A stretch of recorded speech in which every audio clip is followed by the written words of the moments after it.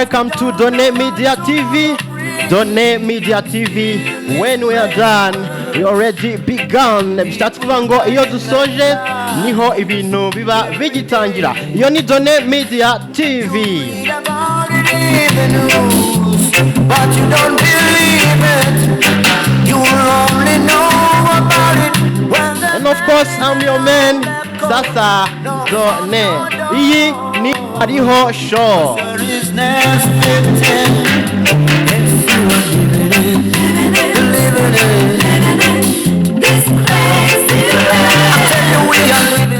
Bariho Show wakwibaza ngo ni show ite cyangwa ni show bwoko ki? Iyi ni show yitwa Bariho, of course nkumva izina ribisobanura niba wumva ururimi rw'ikinyarwanda. Bariho Show ni show igaruka ku buzima, imibereho ndetse n'amateka yihariye yaranze ibyamamare mu ngeri zitandukanye z'imyidagaduro.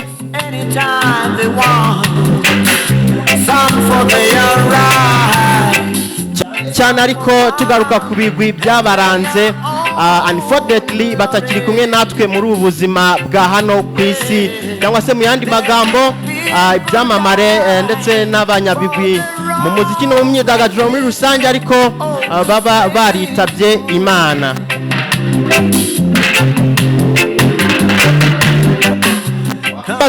Kubera iki mvuga ngo bariho? Yes, of course, still alive. Kubera yabo ndetse n'ibyishimo baduhaye bizigira bitiba yacu, nkuko muri kubyumva muri background music turi kumva injyana ya reggae. And if I die before I wake, I pray the Lord my soul to take. Cause he's living. Injyana mpamya ntashidikanya ko kwese muri fana cyane ndetse abafana bazirikana badashobora kwibagirwa the legend cyangwa se yabigwi cyangwa se the king of the music style, reggae style.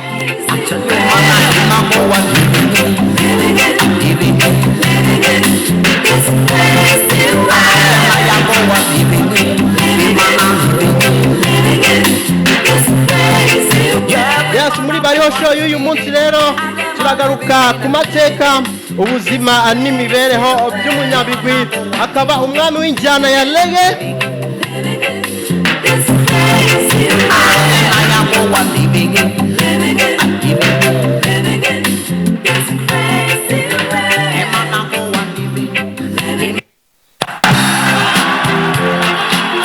So ladies and gentlemen, let's put our hands together.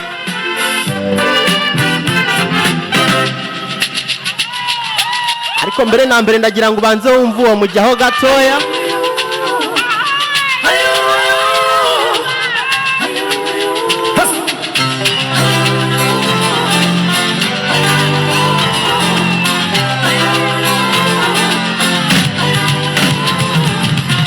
So ladies and gentlemen, let's put our hands together as we celebrate the one and only living legend.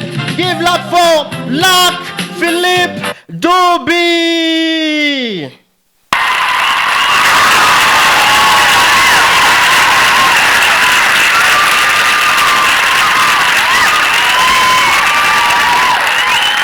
Yes, of course, most welcome.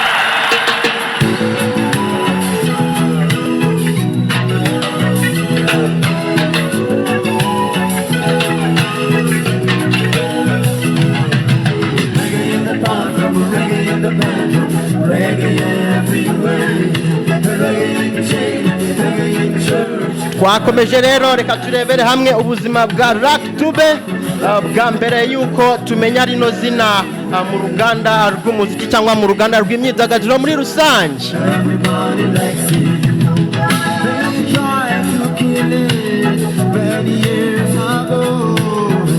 Luck Dube cyangwa se Luck Philippe Dube yavukiye muri Afrika y'Epfo hafi y'ikirombe cya Ermelo mu ntara ya Mpumalanga.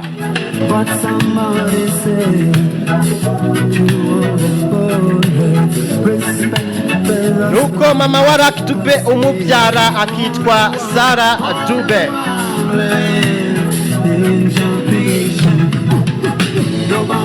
Kwibaza ngo nukubera iki yamwise Lucky? Lucky bishatse kuvuga umunyamahirwe.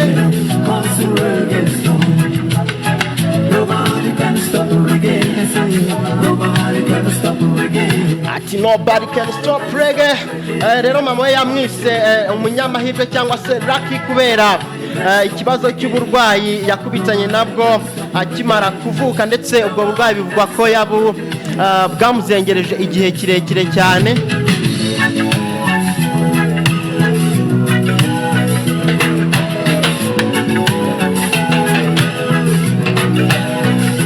Impamvu nuko bikoranye cyane kuko inda ye yavutse itagejeje igihe. Amakuru dukesha televiziyo mpuzamahanga y'abanyamerika CNN.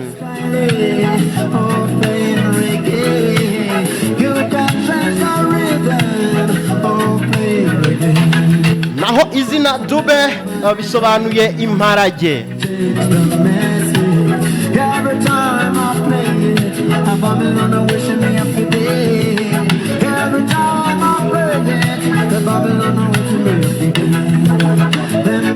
Ubwo izina Lucky Dube muri rusange tumaze kubona ko Lucky bivuga umunyamahirwe, naho Dube bikavuga imparage. Ubwo muri rusange tubihuje, Lucky Dube yitwa imparage y'inyamahirwe. Ayo niyo mazina mama we umubyara Sarah Dube yamwise akivuka.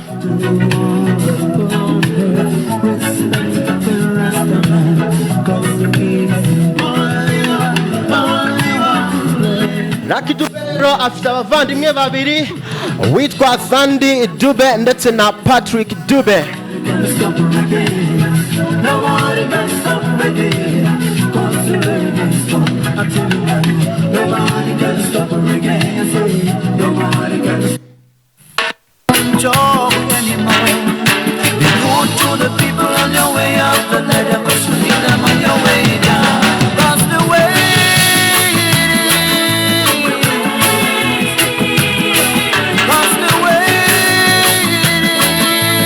Kubera gushakisha imibereho, mama wa Lucky Dube, Sandy Dube ndetse na Patrick Dube ntiyakunze kubana nabo cyane.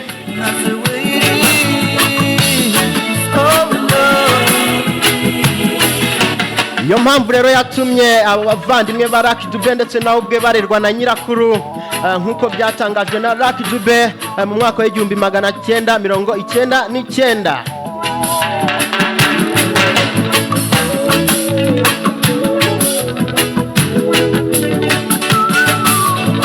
And of course, allow me right about now to talk about all mothers, either single mothers, wherever you are and you think you are a mother, shout out to you. Kubera gushakisha imibereho, Sarah Dube cyangwa se umubyeyi wa Lucky Dube yagiye kubashakira ubuzima nk'abana yagombaga kubushakira, of course, kuko papa wabo bivugwa ko yari yarabataye kuko yari umukunzi w'agatama bikabije. Shout out to you, niba uri umumama cyangwa se uri single mom, I salute you. Haso zanyu turazubaha cyane.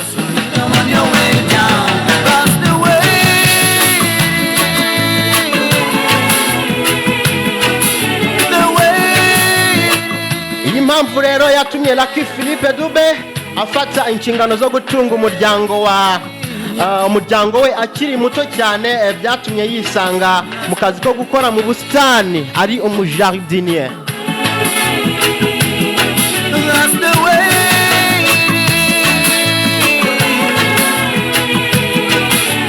Gusa kano kazi ntabwo Lucky Philippe Dube yagatinzemo, kuko yaje gusanga agiye ku ishuri aribyo byazamuha akazi kamuhemba umushahara utubutse ushobora gutunga umuryango uruta cyane kure ayo yakoreraga mu gukora mu busitani bw'abantu.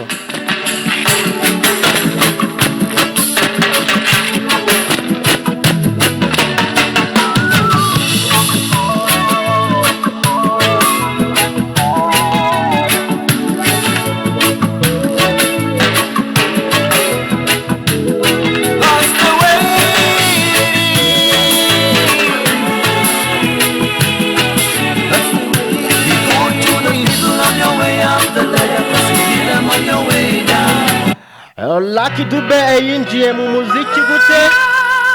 Ese urugendo rwe mu muziki rwaranzwe n'ibiki? Lucky Dube ageze ku ishuri yinjiye muri korali, intambwe abahanzi benshi bakunze guheraho muri kariyeri ya muzika muri rusange.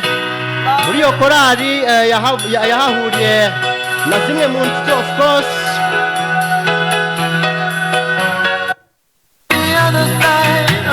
Telephone, she was smiling and she asked me a question that I told the answer. She said, son, did you take time to know her? I said, mama, she's the best. Nshuti rero baje kubahurira, baje kwihuriza mu itsinda riririmba, nuko bakora itsinda baryita The Skyway Band.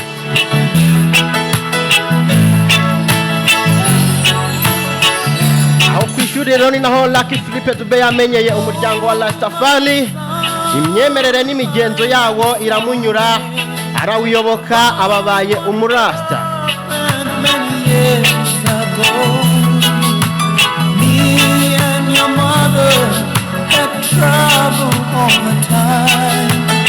Mwaka w'igihumbi magana cyenda 1982 ku myaka 18, Lucky Dube yamuritse album ye ya mbere yise Lucky Dube and the Spasso, abifashijwemo n'itsinda rya The Love Brothers, aho yari akiri mu mashuri yisumbuye. Gusa indirimbo zari zigize iyo album ntabwo ari we wari waraziyandikiye.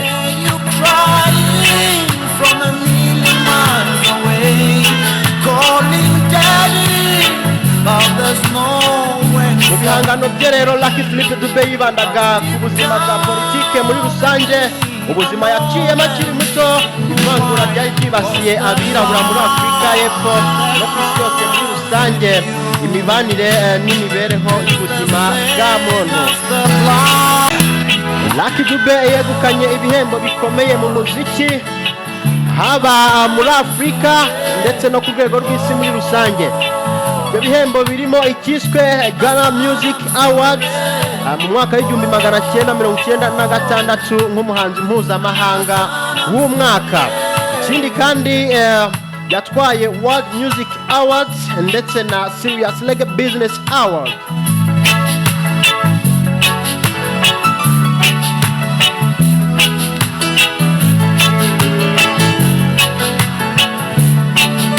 Mu myaka 25 Lucky Dube yamaze mu muziki, yegukanye ibihembo 20 kandi yitabye Imana amaze kumurika cyangwa gushyira ahagaragara alubumu 20.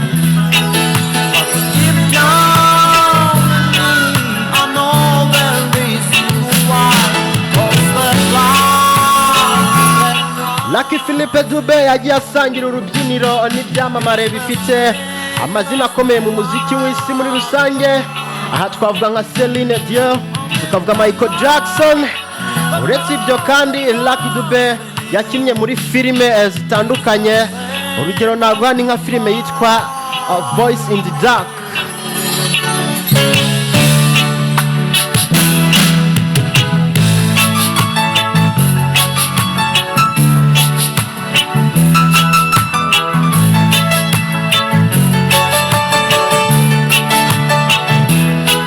Lucky Dube rero yakoreye ibitaramo ahantu hagiye hatandukanye ku isi yose. Icyo navuga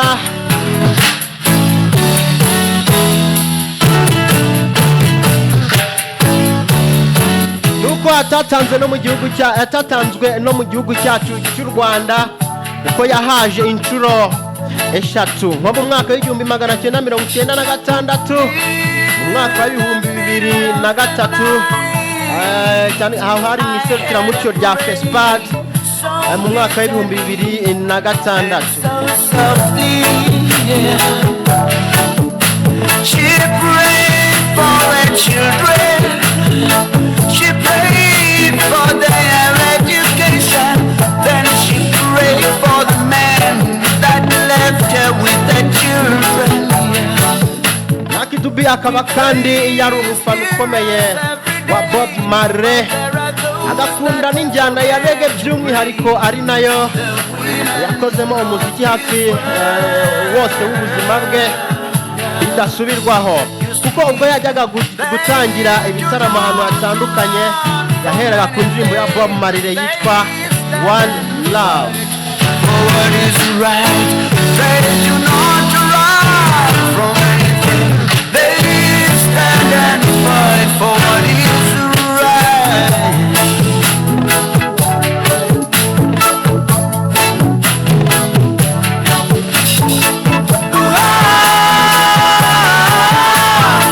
God bless the women.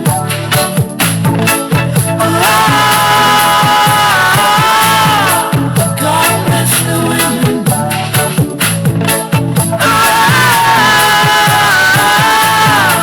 God bless the women. Ati, may God bless women, and of course God bless you women. Aha rero wakwibaza ngo tugeze ku ihe ngingo, reka turebere hamwe operasiyo y'urupfu rwa Lucky Philippe Dube n'abarugizemo uruhare. Come and collected.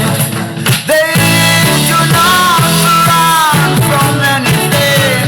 They stand and Umugoroba wo ku munsi wa kane hari ku itariki 18 z'ukwezi kwa 10 umwaka wa 2007, ni itariki itazibagirana ku bakunzi ba Lucky Dube n'injyana ya reggae muri rusange.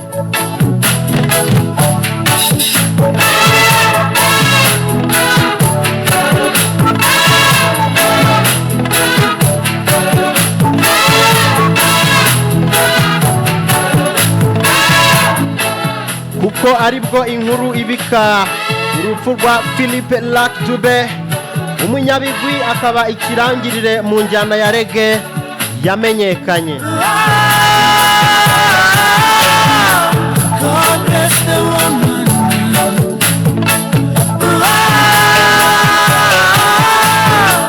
God bless the woman.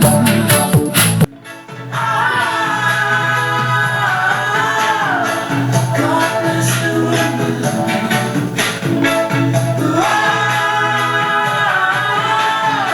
God bless the woman. Ku mugoroba wo ku itariki ya 8 umwaka w'ibihumbi 2007, igico cy'ibisambo cyatatse Lucky Dube.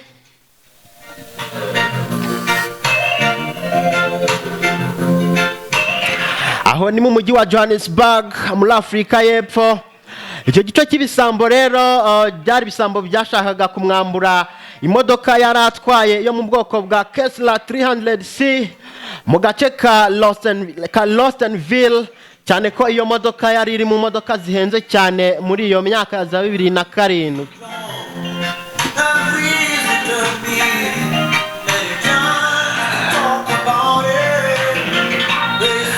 Abajura bamurashe amasasu 2 nuko agerageza guhunga acikisha amagara ye, ariko kubera ko yari arimo kuvirirana ndetse no kubera igihunga n'umuvuduko agonga igiti, ako kanya Lucky Philippe Dube yahise yitaba Imana.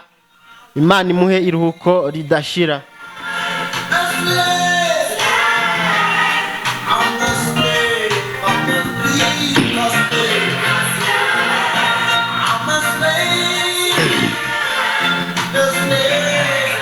Gusa ariko ibisambo ntabwo byabashije gutwara iyo modoka nk'uko babyifuzaga, kuko Lucky Dube muri iyo modoka yari kumwe n'umwana we w'umuhungu witwa Thokozani Dube, ari nawe wahise yirukanka ajya gutabaza.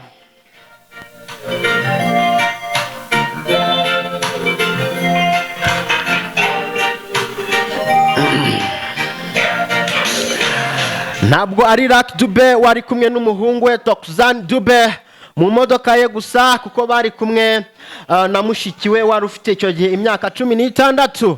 Uretse bano bana babiri, Lucky Philippe Dube yasize abana 7 barimo n'uwari umaze ukwezi kumwe papa we yitaba Imana.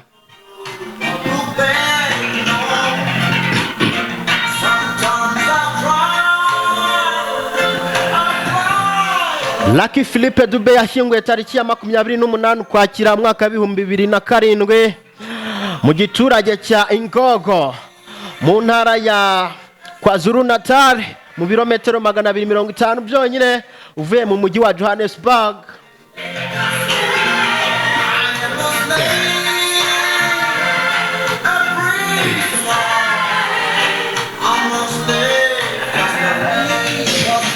Umugabo nyamugabo burya mu buzima busanzwe bivugwa ko apfana imigambi, ndetse no kuri Philippe Lucky Dube niko byagenze kuko yatabarutse yitegura gufungura igikombe cy'isi cyabereye muri Afurika y'Epfo mu mwaka w'2010, dore ko ari nabwo bwa mbere igikombe cy'isi cyari kibereye ku mugabane wa Afurika muri rusange.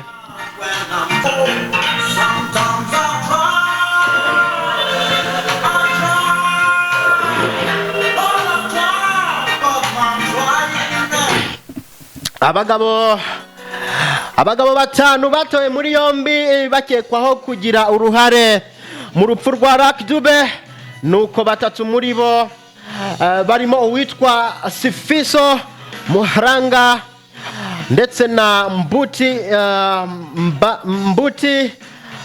Mabe na Julius Sowa.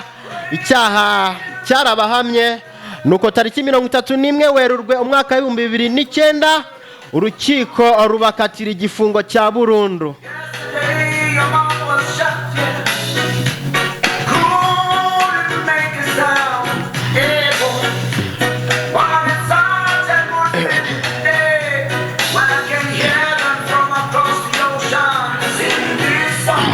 Gusa nabo mu byireguzo batangaga cyangwa se uko bireguye bavuze ko batari bagamije guhitana, ahubwo ngo bakekaga ko ari umuherwe w'umunya-Nigeria, ko nabo ngo bumvishe amakuru y'urupfu rwa Lucky Dube cyane ko batari bamuzi, bakumirwa bumvisha amakuru y'urupfu rwe ku binyamakuru ndetse no mu itangazamakuru muri rusange. Ati we are different colors but one people. Lucky Dube yaririmbaga indirimbo zirimo guhumuriza no kunga societe muri rusange, ziri political, cyane ko yari umuntu uharanira impinduka zikomeye muri rusange mu bijyanye no kuharanira uburenganzira bwa muntu. Ari nayo mpamvu Philippe Lucky Dube hari amakuru avuga ko yaba yarateganyaga kwiyamamariza kuyobora umujyi wa Johannesburg cyangwa se Johannesburg nk'umuntu wari ukunzwe cyane. Of course afite abafana benshi bamukurikira. Abanyepolitike bivuga ko bamugiriye ishyari bakamugambanira bakamuhitana kubera gukeka ko yazegukana uwo mwanya wo kuba meya w'umujyi wa Johannesburg.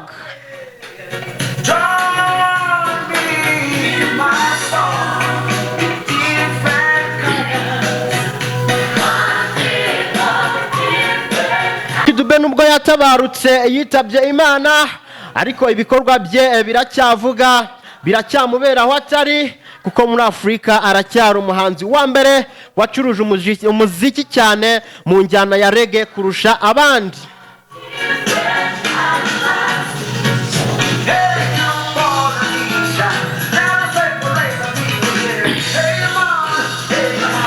Ati hey you politician, why you separating people? Izi mvugo ze rero bivuga ko arizo zatumye agirirwa ishyari n'abanyepolitike batandukanye bagahitana ubuzima bwe. Ndabashimiye mwese twabanye kuri Jone Media TV.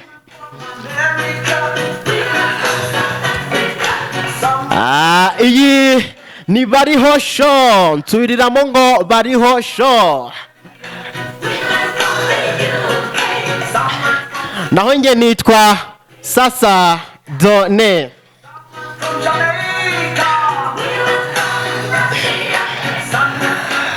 Of course niba ushaka cyangwa wifuza kunkurikira ku mbuga nkoranyambaga nkoresha ndangiye kuvuga ngo zanjye kuri TikTok, Instagram ndetse na X yahoze yitwa Twitter,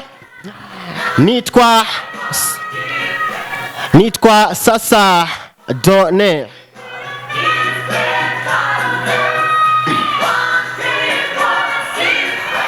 I thank you, ladies and gentlemen. See you next time. Follow us. Keep on being with us, folks.